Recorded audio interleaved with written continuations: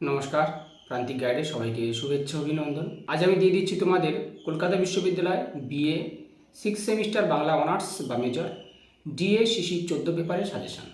এই পেপারে রয়েছে লোকসংস্কৃতি লোকসাহিত্য। তোমাদের এবারের যে পেপারগুলো রয়েছে কিন্তু যথেষ্ট সহজ, 13, 14, 15। আমি 13 আর 15টা দিয়ে দিয়েছি, লিঙ্ক ডিসক্রিপশন বক্সে দিয়ে দেবো, সেখান থেকে দেখে নেবে। আজকে দিয়ে দিয়েছি ডিএ শিশির 14। দেখো, আমি বারবার টার্গেট দিই কিন্তু 75 বা 85% মার্কস এটা পাওয়া যায়। খুব ভালো করে পড়বে, এর জন্য 1 আর 5। তোমাদের কলকাতা বিশ্ববিদ্যালয় প্রদত্ত যে সিলেবাসটা রয়েছে সেখানে দেখবে সহায়ক গ্রন্থ বা গ্রন্থপঞ্জি রয়েছে, অর্থাৎ কিছু বইয়ের নাম দেওয়া রয়েছে আর লেখকের নাম দেওয়া রয়েছে। ওখান থেকে একটা কি দুটো প্রশ্ন হবেই হবে, বোঝা গেল? এগুলো অবশ্যই মুখস্থ করে নিও। আর শর্ট কোশ্চেনের ভিডিও আমি দেবো, এবং পূর্বের যে সালের সংক্ষিপ্ত প্রশ্ন উত্তর অবশ্যই পেয়ে যাবে, চিন্তা নেই। প্রিভিয়াস ইয়ার্স কোশ্চেন অ্যান্সার অবশ্যই পাবে, এবং এসএকিউগুলো অবশ্যই পাবে, চিন্তা নেই। চ্যানেলের সঙ্গে থাকো, সাবস্ক্রাইব করে রাখবে। আর যারা অনলাইন ক্লাস করতে চাও বা নোটস কিনে নিতে চাও, স্ক্রিনে দেওয়া নাম্বারে যোগাযোগ করবে, সমস্ত কিছু হেল্প পেয়ে যাবে। আমি কিন্তু খুব স্বল্প পারিশ্রমিকে নোটস এবং ক্লাস প্রোভাইড করি। তাহলে দিয়ে দিচ্ছি মডিউল 1, 2, 3, 15, 5। 15 জন্য লিখে নাও মডিউল 1 থেকে লোকসাহিত্যের সংজ্ঞা দাও, শ্রেণীবিভাগ এবং বৈশিষ্ট্য, যে কোনো দুটি ধারা নিয়ে আলোচনা করো। লোকসাহিত্যের যে কোনো দুটো ধারা নিয়ে আলোচনা করতে হবে, বিভাগগুলো আর কি, বিভাগে যে ধারা। আর লাস্ট মিনিট ফাইনাল সাজেশান, প্রান্তিক গাইডের লাস্ট মিনিট ফাইনাল সাজেশান কেউ মিস করবে না।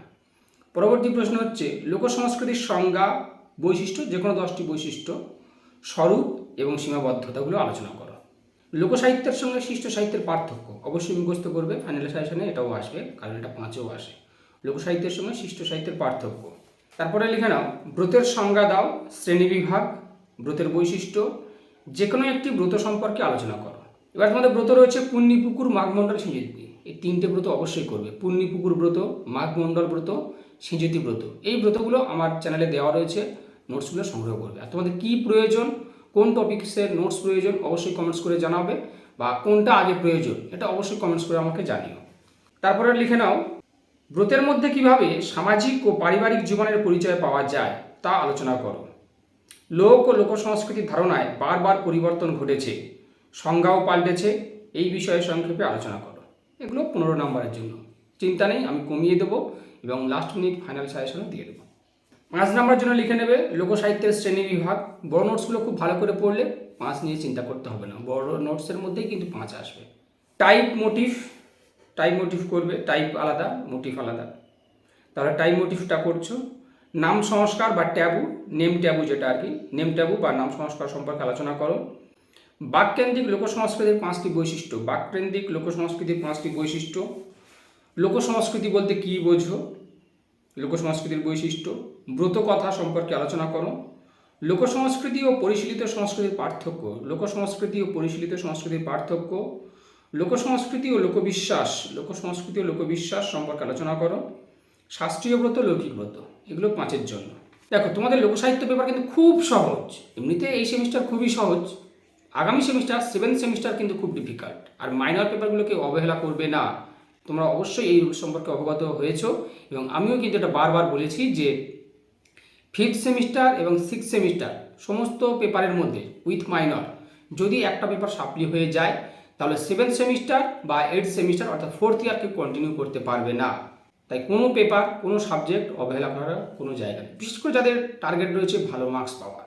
আর এই পেপার খুব সহজ, কোশ্চেন হয়তো মনে হতে পারে যে বেশি, আদৌ বেশি নয়। আমি যেগুলো দিচ্ছি মনোযোগ দিয়ে পড়াশোনা করো, আমি কমিয়ে দেবো। আর সবথেকে বড় জিনিস, পেপারটা কিন্তু খুব সহজ, তাই দুশ্চিন্তার কিছু নেই, আমি আছি। কার কোনো প্রয়োজন হলে অবশ্যই কিছু জানিও। মডিউল 2 থেকে লিখে নাও লোকছড়ার সংজ্ঞা দাও, লোকছড়ার বৈশিষ্ট্য, ছড়ার পাঠান্তরের কারণগুলি আলোচনা করো। ছড়ার পাঠান্তরের কারণগুলি আলোচনা করো। পরের প্রশ্ন, বাংলার লৌকিক ছড়া চর্চায় রবীন্দ্রনাথ ঠাকুরের ভূমিকা পর্যালোচনা করো। বাংলার লৌকিক ছড়া চর্চায় রবীন্দ্রনাথ ঠাকুরের ভূমিকা আলোচনা করো। পরের প্রশ্ন, লোকছড়ায় যে সমাজ জীবন ধরা পড়েছে তা উদাহরণসহ লেখো। লোকছড়ায় যে সমাজ জীবন ধরা পড়েছে তা উদাহরণসহ লেখো। বা ছড়ায় রাজনৈতিক প্রভাব কতটা পড়েছে তা আলোচনা করো। ছড়ায় রাজনৈতিক প্রভাব। পরের প্রশ্ন, ছড়া ও ধাঁধার পার্থক্য আলোচনা করো। বা প্রবাদ ও ধাঁধা, এটা কিন্তু আবার 5এও আসে। ছড়া ও ধাঁধার পার্থক্য, প্রবাদ ও ধাঁধার পার্থক্য। ছৌ নাচ বলতে কী বোঝো, এর বিশেষ বৈশিষ্ট্য ও ধারা সম্পর্কে আলোচনা করো। ছৌ নাচ বলতে কী বোঝো, এর বিশেষ বৈশিষ্ট্য ও ধারা সম্পর্কে আলোচনা করো। ধাঁধার উদ্ভব সংক্রান্ত মতবাদগুলি সংক্ষেপে আলোচনা করো। ধাঁধার উদ্ভব সংক্রান্ত মতবাদগুলি সংক্ষেপে আলোচনা করো। পরের প্রশ্ন হচ্ছে রায়বেশে কথার অর্থ কী? লোকনৃত্য হিসাবে হারানো ছন্দ কিভাবে ফিরে পাওয়ার প্রচেষ্টা রায়বেশে লোকনৃত্যে সক্রিয় তা আলোচনা করো। রায়বেশে মোটামুটি রায়বেশাটা করবে। পরের প্রশ্ন হচ্ছে বাংলা ধাঁধার বৈশিষ্ট্যগুলি আলোচনা করো। বাংলা ধাঁধার বৈশিষ্ট্য গম্ভীরা, গম্ভীরা লোকনৃত্য, লোকনৃত্যের সংজ্ঞা দাও, গম্ভীরা সম্পর্কে আলোচনা করো। এরকম বাংলা প্রবাদের পারিবারিক চরিত্রগুলি সম্পর্কে আলোচনা করো, বা বাংলা প্রবাদে পারিবারিক জীবন, সমাজ জীবন, সংসার জীবন, সমাজ জীবন, সংসার জীবন। তাহলে প্রবাদে পারিবারিক জীবন, সমাজ জীবন, সংসার জীবন করছো। প্রবাদের লক্ষ্য হলো মানব চরিত্র ও তার সমালোচনা মন্তব্যটি বিচার করো। প্রবাদের লক্ষ্য হলো মানব চরিত্র ও তার সমালোচনা মন্তব্যটি বিচার করো। 15 জন্য 5 জন্য লিখে নেবে। চিন্তা নেই, আবারও বলছি আমি, কমিয়ে দেবো, সঙ্গে থাকবে, তবে সহজ, 1-2বার পড়লে নোটস মুখস্থ হয়ে যাবে।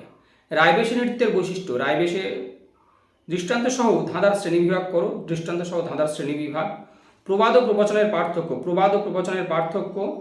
ছড়ার প্রকৃতি ও বৈশিষ্ট্য সম্পর্কে রবীন্দ্রনাথ ঠাকুরের অভিমত আলোচনা করো। ছড়ার প্রকৃতি ও বৈশিষ্ট্য সম্পর্কে রবীন্দ্রনাথ ঠাকুরের অভিমত আলোচনা করো। ধাঁধার মধ্যে প্রকৃতি বা গার্হস্থ্য জীবন কতটা ধরা পড়েছে। ধাঁধার মধ্যে প্রকৃতি বা গার্হস্থ্য জীবন কতটা ধরা পড়েছে তা উদাহরণসহ আলোচনা করো। প্রবাদে লোকচিকিৎসার প্রকাশ ঘটেছে কতটা তা আলোচনা করো, উদাহরণসহ। প্রবাদে লোকচিকিৎসার প্রকাশ।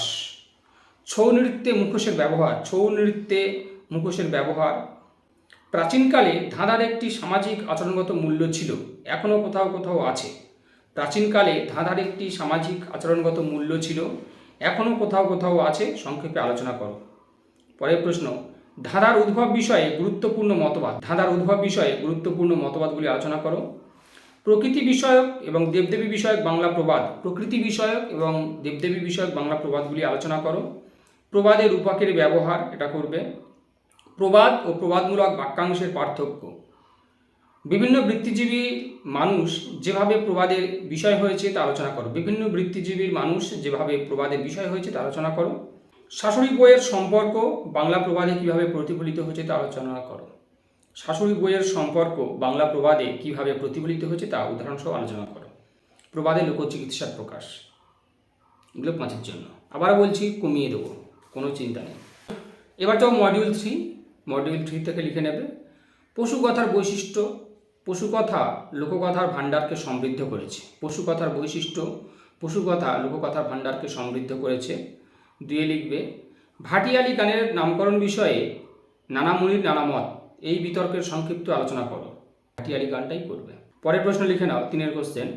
লোকগানে ব্যবহৃত বাদ্যযন্ত্র। লোকগানে ব্যবহৃত বাদ্যযন্ত্র। প্রত্যেকটা যে লোকসঙ্গীত বা লোকগান রয়েছে সেই সমস্ত যে সঙ্গীত বা গানগুলোতে কোন কোন বাদ্যযন্ত্র ব্যবহার হয়, অঞ্চলভিত্তিক যে সমস্ত বাদ্যযন্ত্রগুলো প্রচলিত সেগুলো লিখবে। পরের প্রশ্ন বাংলা আঞ্চলিক লোকসঙ্গীত হিসাবে ভাওয়াইয়ার পরিচয় দাও। বাংলার আঞ্চলিক লোকসঙ্গীত হিসাবে ভাওয়াইয়ার পরিচয় দাও। বাংলার লোকগান হিসাবে বাউল গানের পরিচয় দাও। বাংলার লোকগান হিসাবে বাউল গানের পরিচয়।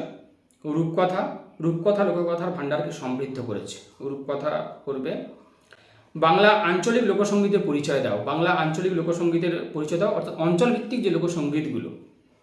লোককথার সংজ্ঞা, শ্রেণীবিভাগ, বৈশিষ্ট্য। লোককথার সংজ্ঞা, শ্রেণীবিভাগ, বৈশিষ্ট্য। এগুলো হচ্ছে 15। 5 জন্য লিখে নেবে নীতিকথা, পশুকথা, লোককথার গঠন বৈশিষ্ট্য। তাহলে নীতিকথা, পশুকথা, লোককথার গঠন বৈশিষ্ট্য। লোককথার প্রকৃতি ও পরিবেশ।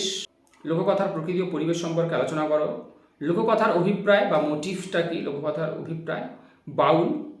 উপকথা, লোকগানে ব্যবহৃত বাদ্যযন্ত্র। লোকগানে ব্যবহৃত যে বাদ্যযন্ত্রগুলো। তাহলে এই গেল 5। মডিউল 1, 2, 3 এগুলো দিয়ে দিলাম। এখান থেকে কমিয়ে দেবো, ফাইনাল সাজেশন দেবো। অবশ্যই ফলো করবে লাস্ট মিনিট ফাইনাল সাজেশান। প্রান্তিক গাইডের লাস্ট মিনিট ফাইনাল সাজেশান কেউ মিস করবে না। আর সালের শর্ট কোশ্চেন তো দেবো, আর এসএকিউও দিয়ে দেবো, চিন্তা নেই। তোমাদের যদি কিছু প্রয়োজন হয় অবশ্যই আমাকে কমেন্টস করে জানিও, সমস্ত কিছু পেয়ে যাবে। প্রান্তিক গাইডের সঙ্গে থাকো, সমস্ত কিছু হেল্প পেয়ে যাবে। আর যারা অনলাইনে ক্লাস করতে চাও বা নোটস কিনে নিতে চাও, স্ক্রিনে দেওয়া নাম্বারে যোগাযোগ করবে, সমস্ত কিছু পেয়ে যাবে।